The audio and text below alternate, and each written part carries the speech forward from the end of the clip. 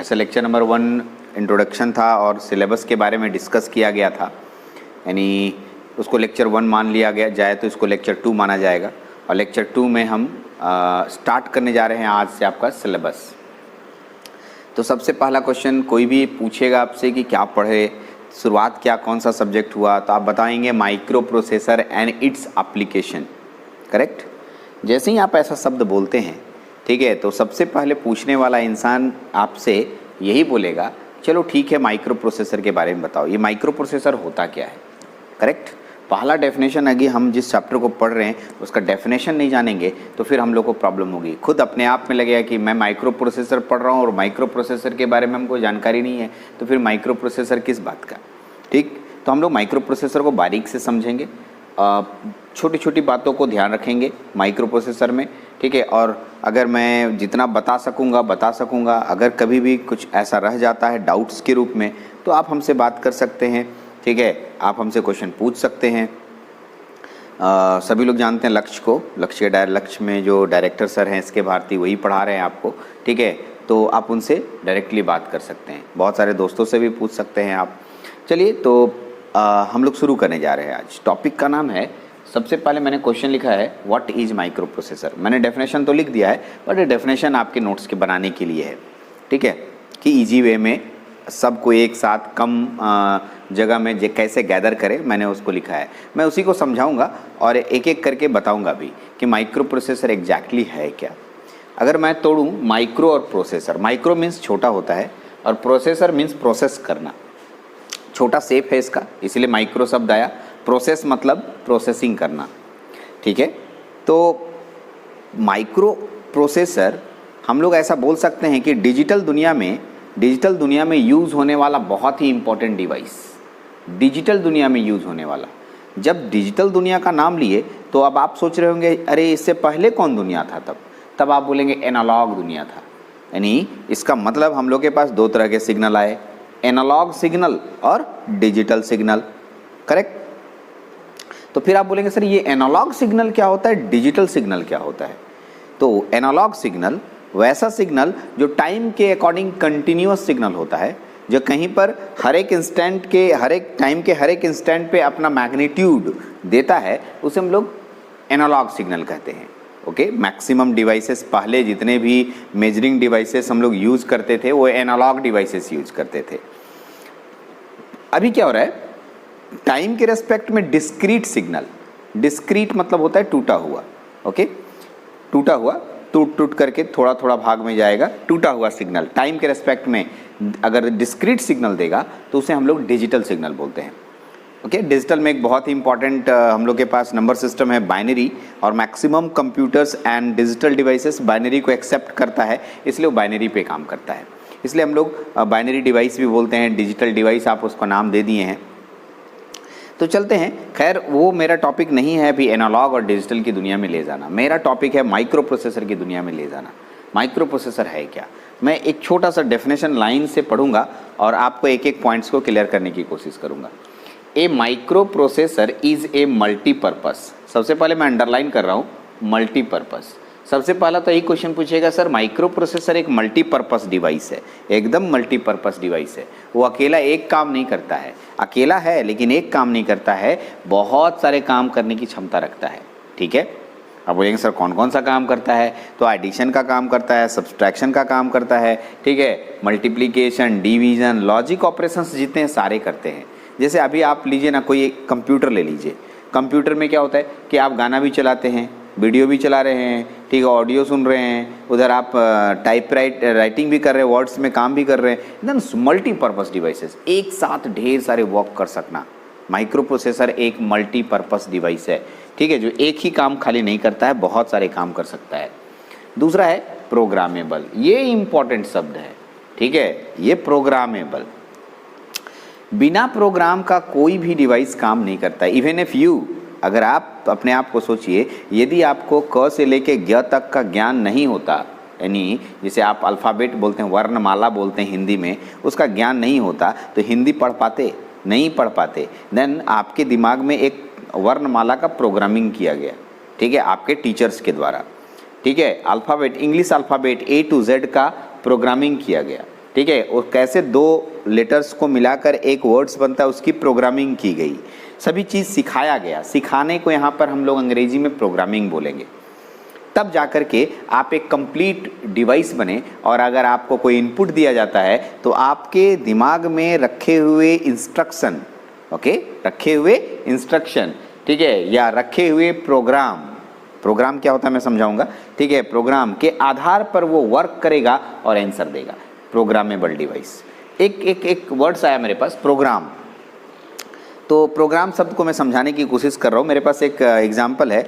एक दिन मैं एक दोस्त के पास गया, ठीक है, मेरे दोस्त से पूछा आज का तेरा क्या प्रोग्राम है।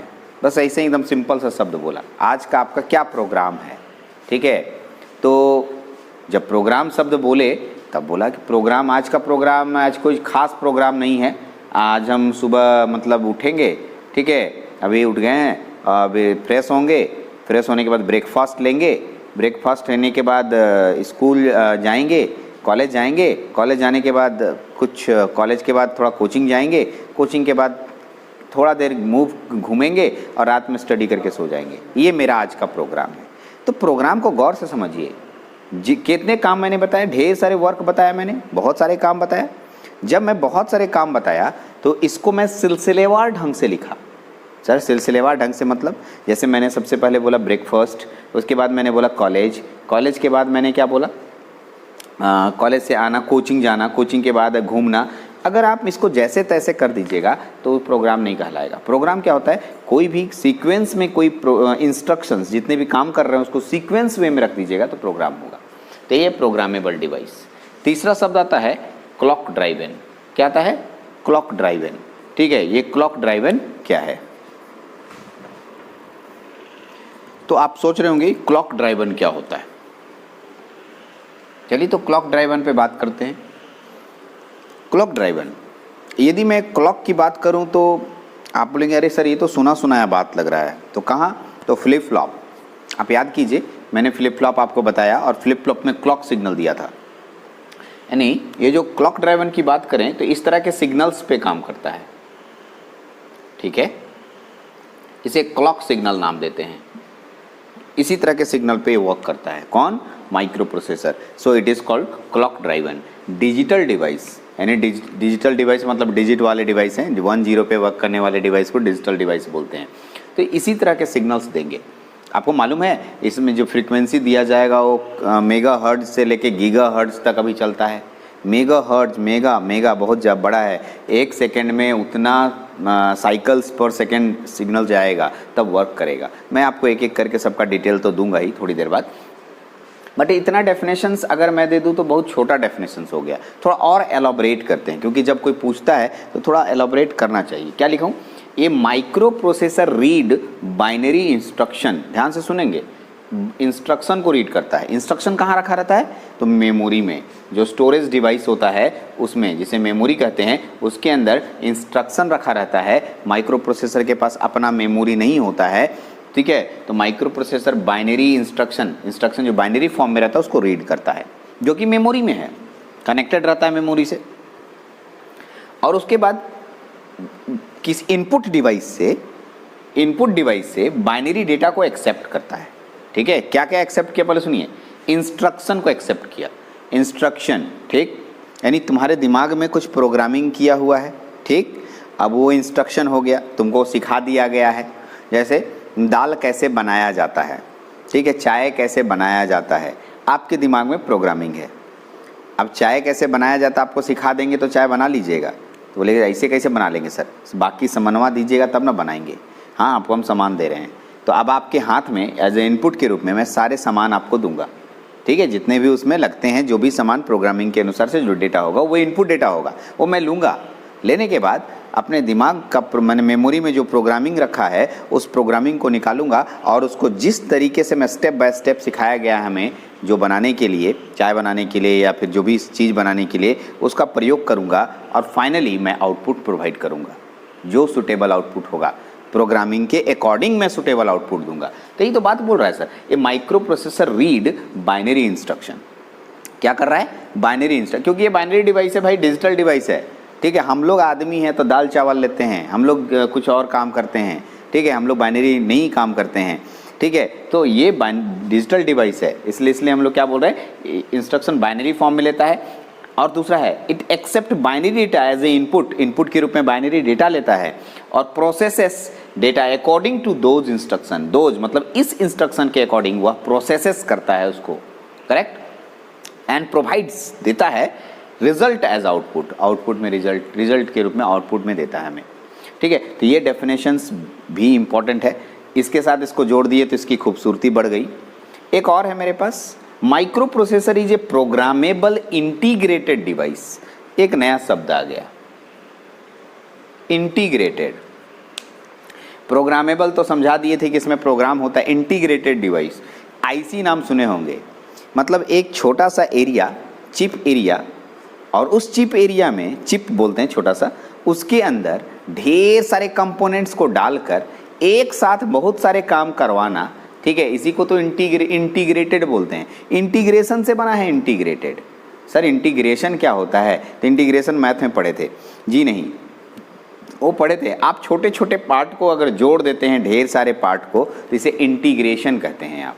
इसका मतलब इस वाले जो छोटे से चिप होंगे उसमें डिफरेंट फंक्शंस करने वाले सर्किट्स को लगाया जाएगा, so it is called integrated circuit. So integrated device बोला जाता है माइक्रो प्रोसेसर को, इंटीग्रेटेड, क्योंकि ढेर सारे सर्किट का कॉम्बिनेशन है इसमें। दैट हैज़ कंप्यूटिंग मतलब हल करना, कंप्यूटिंग मतलब क्या बोला, हल करना, एंड डिसीजन मेकिंग मतलब भाई डिसीजन ले सकता है उसके अंदर इस तरीके से। अब आप बताइए, आप डिसीजन मेकिंग डिवाइस हैं कि नहीं? तो यस सर हैं, ठीक है। कैसे डिसीजन? आप रास्ता में जा रहे हैं, गड्ढा आ गया, तो गड्ढा में घुस जाते हैं क्या? नहीं ना, आपको बताया गया है, क्योंकि आपको ये बताया गया प्रोग्रामिंग में कि यदि आपको रास्ते में चलते हुए बहुत बड़ा गड्ढा आ जाए तो गड्ढे को नहीं पार करना है, गड्ढे के साइड से निकलना है। तो वो प्रोग्रामिंग आपको पता है, आप साइड से निकल जाएंगे, ठीक है, गड्ढे में तो कूदेंगे नहीं। तो यही बात है, डिसीजन मेकिंग बोलते हैं इसको। जहाँ भी डिसीजन लेने की ज़रूरत पड़े वहाँ डिसीजन मेकिंग ये डिवाइस बनाया गया है, ठीक है। उस तरह से प्रोग्रामिंग किया जाता है कि डिसीजन लेने में सक्षम होता है, इसके पास डिसीजन मेकिंग कैपेबिलिटी होती है। इसी को लॉजिकल, आगे चल के हम लोग लॉजिकल बोलेंगे, लॉजिक इंस्ट्रक्शन बोलेंगे, लॉजिक वर्क कर रहा है, ठीक है। अब मैं पूछूंगा, दो भाई है, बड़ा छोटा कौन है भाई? अब लॉजिक आ गया इसमें। बड़ा छोटा किस मामले में पूछ रहे हैं? पढ़ाई के मामले में, उम्र के मामले में, लंबाई के मामले में, वजन के मामले में, किसके बारे में? तो यहाँ पर आपको बताना होगा। तो यहाँ लॉजिक वो अपने से इस बात को समझ लेता है, ठीक है, और उसी को कहते हैं हम लोग डिसीजन मेकिंग कैपेबिलिटी, और डिसीजन लेके बताता भी है। तो बहुत छोटा सा डेफिनेशन मैंने लिखा है, लगा लंबा सा है, ऐसा कुछ नहीं। मैं अगर आप इसको समझना चाहेंगे तो इसका डेफिनेशन, इसका डेफिनेशन, इसका डेफिनेशन ईजी वे में लिख पाएंगे। तो मैंने एक कोशिश की कि माइक्रो प्रोसेसर का डेफिनेशन अच्छे से बताऊँ, ठीक है। ऐसे अगर आप जूनियर क्लासेस में होते तो मैं फर्स्ट डेफिनेशन दे के छोड़ देता, क्योंकि अब आपका ये सेमेस्टर 5वां है और यहाँ के बाद आपका माइक्रो प्रोसेसर का स्टडी पूरे डिटेल होंगे। यहाँ पर अब कुछ बहाना नहीं चलेगा कि मैं आगे पढ़िएगा, आगे आने वाला है, नथिंग। यहाँ पर आपको सब मैक्सिमम मिलने वाला है। छठे सेमेस्टर के बाद आप इंजीनियर बन जाएंगे और आप इन सब पर वर्क करने आ जाएंगे। तो चलिए, तो हम लोगों ने माइक्रो प्रोसेसर का डेफिनेशन सीखा। इतना सुनने के बाद अचानक एक क्वेश्चन दिमाग में दौड़ने लगा।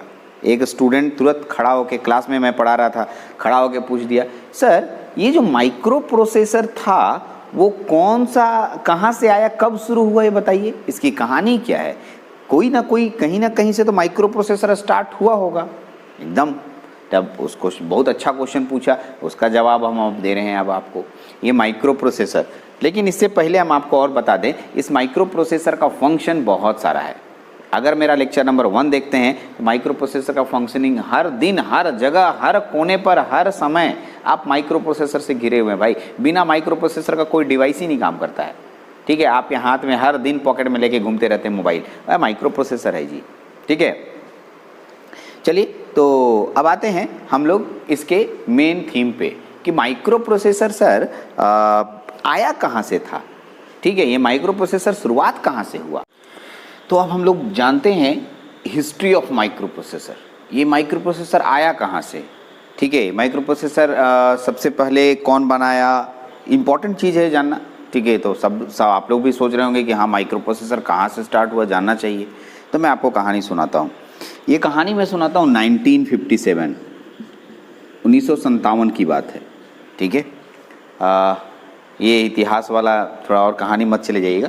1957 इस समय एक कंपनी हुआ करती थी, उसका नाम था नेशनल फेयरचिल्ड। ठीक है, कहानी ध्यान से सुनिएगा। नेशनल फेयरचिल्ड ये 1957 में बनी ही थी, ये एस्टैब्लिश्ड हुई थी 1957 में नेशनल फेयरचिल्ड। ठीक है, ये इसमें 3 बड़े बड़े साइंटिस्ट काम करते थे। 3 बड़े बड़े साइंटिस्ट काम करते थे। कौन कौन 3 बड़े बड़े साइंटिस्ट नाम बता देता हूँ। एक का नाम था रॉबर्ट नॉयसी, दूसरे का नाम था एंड्रयू ग्रोव और तीसरा का नाम था गॉर्डन मोरे। तीनों नाम याद रखिएगा। ठीक है, इस नेशनल फेयरचिल्ड में बहुत अच्छे से काम कर रहे थे। ठीक है, 1959 2 साल के बाद, ठीक है, कहानी को अच्छे से ध्यान से सुनिए। 1959 यानी 2 साल के बाद, ठीक है, इस कंपनी ने फर्स्ट आईसी बनाया। इस कंपनी का पहला आईसी इंटीग्रेटेड सर्किट बनाया। बहुत अच्छी बात थी, कंपनी ग्रो कर रही थी। ठीक है, और ये जो तीनों साइंटिस्ट थे इस कंपनी के लिए बहुत अच्छे थे। ठीक है, इन्हीं तीनों साइंटिस्ट के मदद से ये कंपनी 1959 में फर्स्ट आईसी बनाती है। ठीक है, कुछ साल और चलता है। ठीक है, अच्छे से ये लोग बीतते हैं। कुछ सालों के बाद, ठीक है, साल का जो अगला जो ईयर है 1968 की बात करते हैं, 1968 ईस्वी। अचानक 1968 में ये तीनों साइंटिस्ट थे, एक का नाम था गॉर्डन मोरे, एक का नाम था एंड्रयू ग्रोव और एक का नाम था, ठीक है, रॉबर्ट नॉयसी। तीनों ने इस कंपनी को रिजाइन कर दिया। ठीक है, इंपॉर्टेंट पॉइंट सुनिएगा। 1968 में ये जो तीनों साइंटिस्ट थे इस कंपनी, कौन सी कंपनी, नेशनल फेयरचिल्ड कंपनी को छोड़ दिया। ठीक है सर, यहाँ तक तो माइक्रो प्रोसेसर का कहीं जिक्र ही नहीं हुआ, होगा धीरे धीरे होगा। कहानी में बहुत पीछे से ले गया हूँ, आराम से समझाने की कोशिश कर रहा हूँ, धीरे धीरे, कोई हड़बड़ी नहीं है। एक बार माइक्रो प्रोसेसर आप समझ गए उसके बाद तो फिर हमारे लिए कोई टेंशन की बात ही नहीं होगी। ठीक है, और उसके बाद हमेशा ये वीडियो देखने का मन भी करेगा आपको। तो 1968 में, ठीक है, इन तीनों साइंटिस्ट ने इस कंपनी को छोड़ दिया।